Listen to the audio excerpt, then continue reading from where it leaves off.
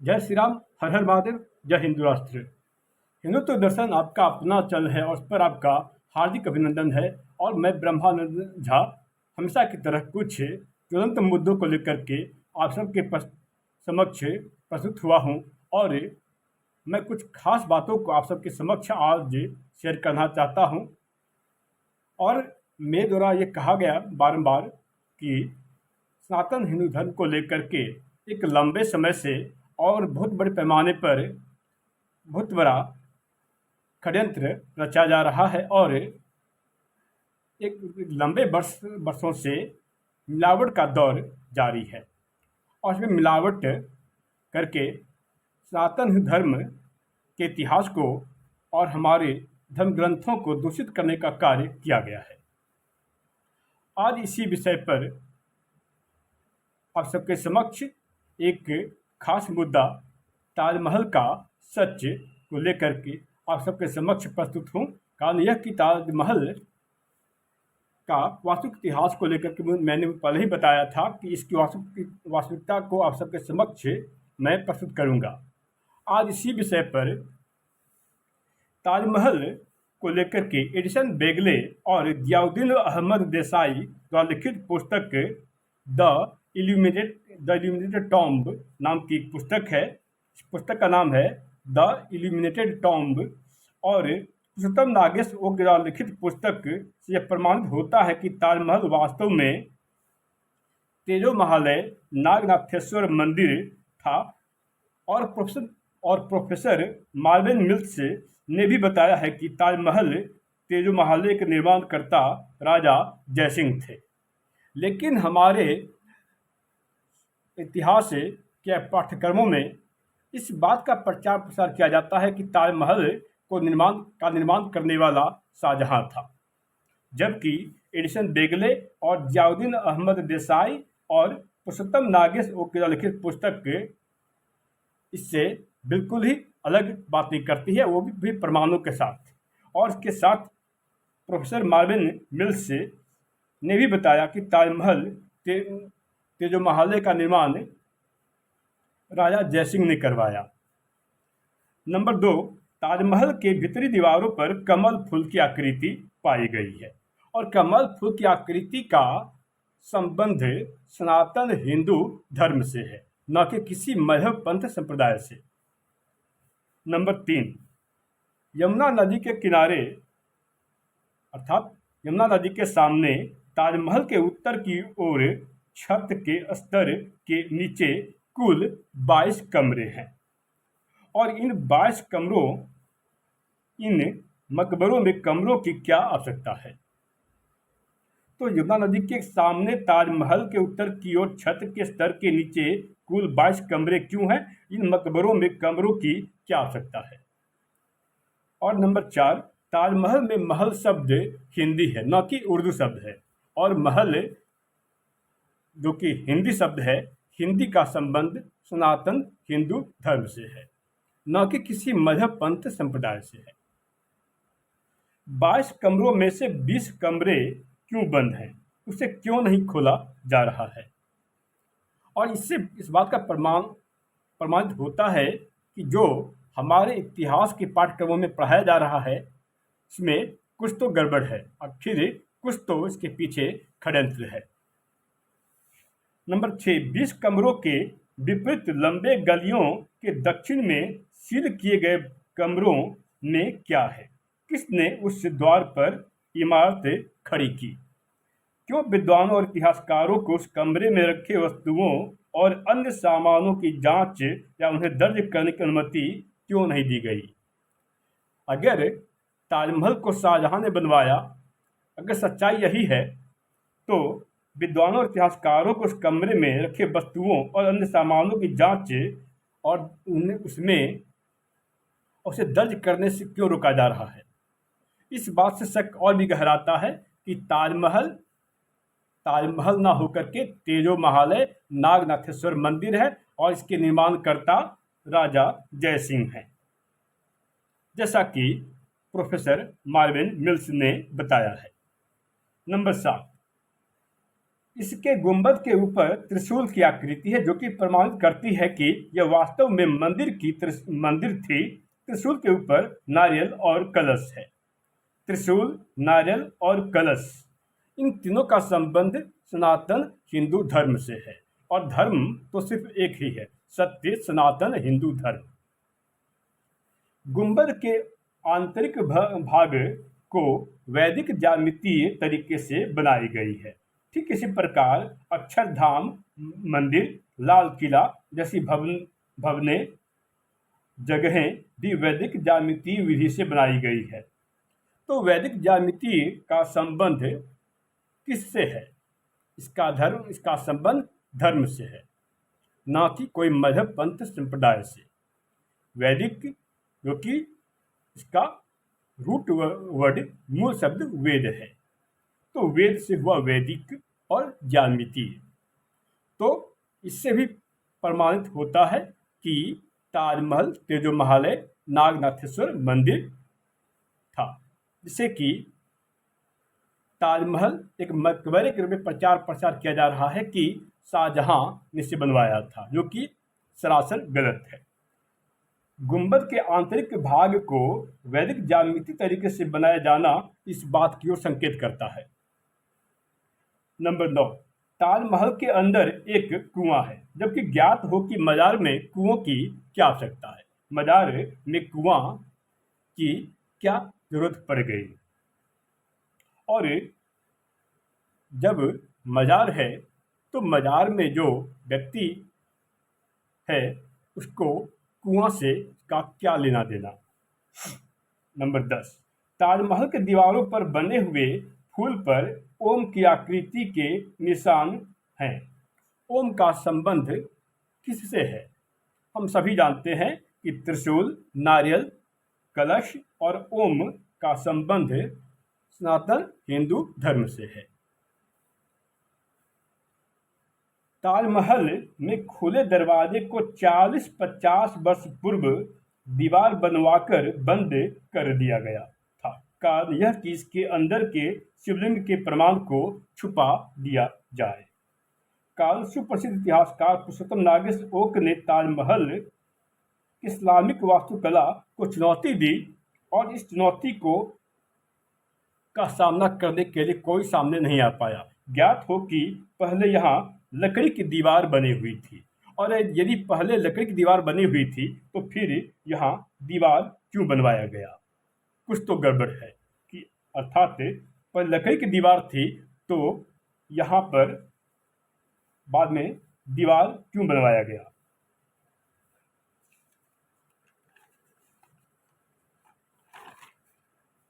ताजमहल के प्रवेश द्वार पर लाल कमल की फूल की आकृति है, तो इससे भी प्रमाणित होता है। वास्तव में मित्रों, ताजमहल तेजोमहालय नागनाथेश्वर मंदिर कहा जाता है। भगवान शिव जी का नाम एक तेजा भी है, तो इसी तेजा से ताजमहल तेजोमहालय मंदिर नाम पड़ा। और नागनाथेश्वर का अर्थ होता है नागों के नाथ। नागों के नाथ हमारे शिव शंभू महादेव भोलेनाथ हैं। ताजमहल के पीछे खिड़की और दरवाजे हैं। वास्तव में ऐसे विशाल खिड़की और दरवाजे महलों में हुआ करते हैं। अब मृत व्यक्ति खिड़की से कहीं बाहर तो झांकेगा नहीं, उसे क्या मृत व्यक्ति को बाहर देखने की जरूरत क्या पड़ गई? तो इससे भी शक और भी गहराता है कि ताजमहल कोई मकबरा नहीं था, बल्कि ताजमहल एक मंदिर था। पीएन ओक की लिखित पुस्तक ताजमहल द ट्रू स्टोरी का अध्ययन आप सभी अवश्य करें। The Taj Mahal the true story के लेखक पीएन ओक हैं। तो पीएन ओक की लिखित पुस्तक the Taj Mahal the true story को पढ़ने से पूरा सत्य हम सबके समक्ष सामने आ जाएगा। नंबर 15, राजा जयसिंह जयपुर के महाराजा थे। इनसे शाहजहां ने अवैध तरीके से हथिया लिया था। यह वही मुगल शासक है जिसने मंदिरों के निर्माण पर रोक लगवा दिया था। ज्ञात हो कि शाहजहां जिसने कि 14 विवाह किया था और किसी रानियों के लिए उसने महल नहीं बनवाया, तो मुमताज के लिए महल बनवाने का सवाल ही पैदा नहीं होता है। मकबरे के पास एक संगीतालय भी है। तो मकबरे के पास एक संगीतालय भी है। अब मुर्दा आदमी संगीत तो सुनेगा नहीं या संगीत सीखेगा नहीं, तो मकबरे के पास एक संगीतालय, इस संगीतालय से भी शक गहराता है कि ताजमहल तेजोमहल नागनाथेश्वर मंदिर है। पुरुषोत्तम नागेश ओक ने ताजमहल के तेजोमहल नागनाथेश्वर मंदिर होने के 108 प्रमाण दिए थे और इस 108 प्रमाणों को कोई भी पत्तल इतिहासकार, चाटुकार इस चुनौती को स्वीकार नहीं कर पाया। हमारे इतिहास को लिखने की जिम्मेदारी निम्न व्यक्तियों को दी गई थी। इसमें से एक व्यक्ति तो इसमें रोमिला थापर थी। उन्होंने ये कहा था कि उन्हें संस्कृत की जानकारी है ही नहीं, वो संस्कृत जानती ही नहीं है, और तो और उन्हें पुरातत्व की जानकारी है ही नहीं। इन इतिहासकारों में निम्न शामिल हैं: रोमिला थापर, इरफान हबीब, फरहत हसन, वामन मेश्राम, आरसी मजूमदार, राम पुनिया और सवा नकवी। इस न्यूयॉर्क के पुरातत्वविद प्रोफेसर मार्विन मिल्स ने कार्बन डेटिंग के आधार पर यह बताया कि यह दरवाज़ा ताजमहल के पीछे बने दरवाजे के खिड़कियों को सन 1359 ईस्वी में बनवाया गया था। ज्ञात हो कि मुगल साम्राज्य की स्थापना 1526 ईस्वी में हुई थी और शाहजहां का शासनकाल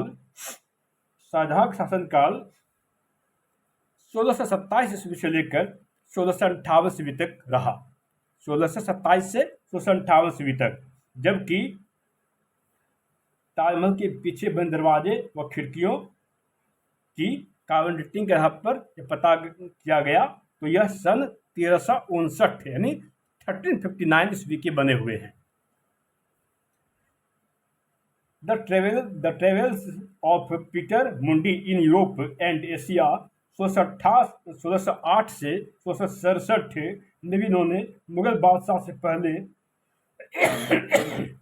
बने एक भव्य हिंदू मंदिर का जिक्र किया है। द ट्रेवल्स ऑफ पीटर मुंडी इन यूरोप एंड एशिया 1608 से 1667 का अध्ययन करने पर भी यह ज्ञात होता है कि जो हमारे इतिहास के पाठ्यक्रमों में पढ़ाया जा रहा है, बताया जा रहा है, ऐसा नहीं है। तो आप सबसे विनोद निवेदन है कि द ट्रेवल्स ऑफ पीटर मुंडी इन यूरोप एंड एशिया 1608 से 1667 का अध्ययन अवश्य करें। यूरोपियन यात्री जॉन अल्बर्ट मैन डसलो ने सन 1638 ईस्वी में अपने लिखित पुस्तक में ताजमहल मकबरे का कोई उल्लेख किया ही नहीं है, जबकि हमारे यहाँ NCERT में यह पढ़ाया जाता है कि ताजमहल के बनने में 22 वर्ष लगे थे, यानी 1631 से 1653 ईस्वी तक।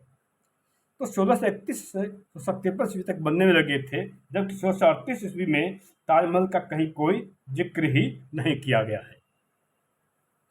इस बात से भी यह शक गहराता है कि ताजमहल कोई मकबरा नहीं बल्कि ताजमहल एक मंदिर था, जिसे कि हम सभी तेजोमहल और नागनाथेश्वर मंदिर के नाम से भी जानते हैं। मुल्ला हामिद लाहौरी के द्वारा लिखित पुस्तक पातशाहनामा के खंड 1 के पेज नंबर 402 और 403 के अनुसार यह बताया गया है कि मुमताज की मृत्यु के बाद मुमताज महल को बुरहानपुर मध्य प्रदेश में दफनाया गया। मुल्ला हामिद लाहौरी शाहजहां के दरबार में लेखक थे और किसी सब को एक ही जगह दफनाया जा सकता है, दो जगह दफनाया नहीं जा सकता। तो मुल्ला हामिद लाहौरी द्वारा लिखित पुस्तक और यूरोपियन यात्री जॉन अल्बर्ट मैन डसलो और द ट्रेवल्स ऑफ पीटर मुंडी इन यूरोप एंड एशिया 1608 से 1667 और न्यूयॉर्क के पुरातात्विक प्रोफेसर मार्विन मिल्स और TNO के लिखित पुस्तक the Taj Mahal the true story, इन सभी का अध्ययन करने से ज्ञात होता है कि यह ताजमहल एक मंदिर था, न कि कोई मकबरा। मुमताज को कब और किस दिन दफनाया गया, इस बात का कोई प्रमाण मौजूद नहीं है। इसकी बात के कोई प्रमाण नहीं कि मुमताज महल को कब और किस दिन दफनाया गया। शाहजहां ने मुमताज महल के जीते जी कोई महल नहीं बनवाया, तो उनके मरने पर क्यों बनवाएगा। ताजमहल वास्तव में एक शिव मंदिर है, इसी कारणवश यह यमुना नदी के तट पर मौजूद है।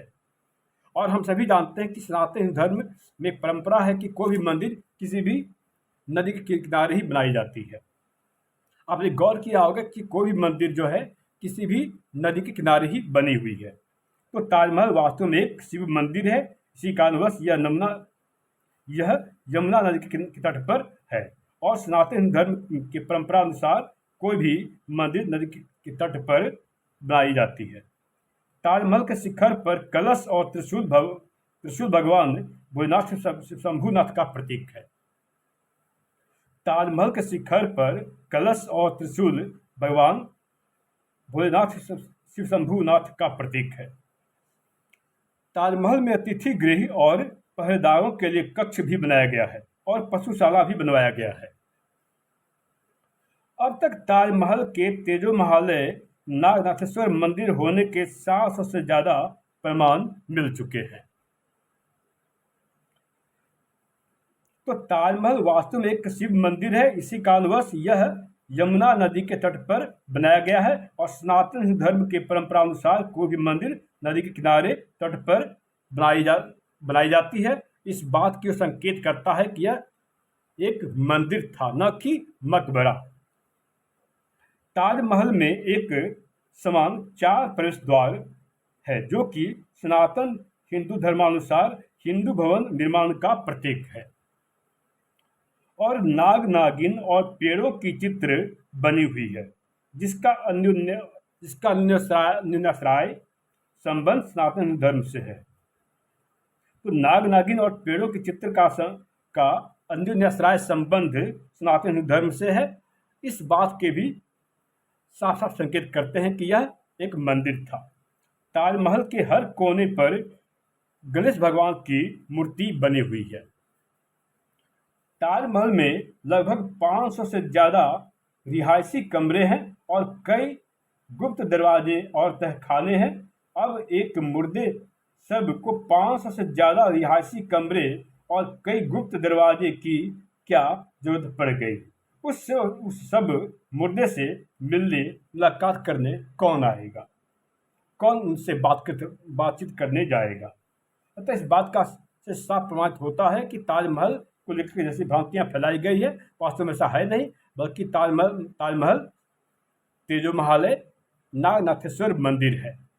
अतः इस बात के लिए हम सभी सनातनी एकजुट हो और इनसे सरकार से इसकी सत्यता को प्रमाणित और उसके सत्य को सामने बाहर लाने के लिए सरकार से हम सभी विनम्र निवेदन कर सकते हैं। तब तक के लिए जय श्री राम, हर हर महादेव, जय हिंद राष्ट्र।